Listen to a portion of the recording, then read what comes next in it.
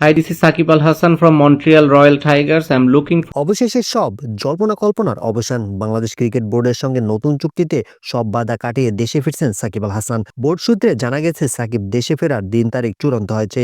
দীর্ঘদিন ধরে চলা আলোচনা, অনিশ্চয়তা ও বিতর্কের পর এই সিদ্ধান্তকে বাংলাদেশ ক্রিকেটের জন্য একটি বড় স্বস্তির খবর হিসেবেই দেখছেন বিশ্লেষকরা।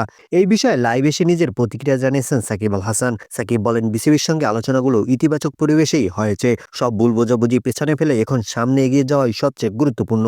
তিনি জানান, দেশে ফেরা মানে শুধু ব্যক্তিগত সিদ্ধান্ত নয়, এটা দেশের ক্রিকেটের প্রতি দায়িত্ববোধের অংশ।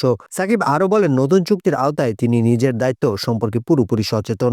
দল, বোর্ড এবং দেশের মানুষের প্রত্যাশা পূরণ করাই এখন তার মূল লক্ষ্য। সবশেষে সাকিব বলেন, যতদিন মাঠে থাকবেন বাংলাদেশের জন্য শতভাগ উজাড় করে দেওয়ার মানসিকতা নিয়েই খেলবেন। দেশের মাটিতে ফেরাটা তার কাছে সবসময় বিশেষ অনুভূতির। সব মিলে বলা যায়, সাকিব আল হাসানের দেশে ফেরা শুধু একজন ক্রিকেটারের প্রত্যাবর্তন নয়, এটা বাংলাদেশ ক্রিকেটের জন্য একটি নতুন অধ্যায়ের সূচনা।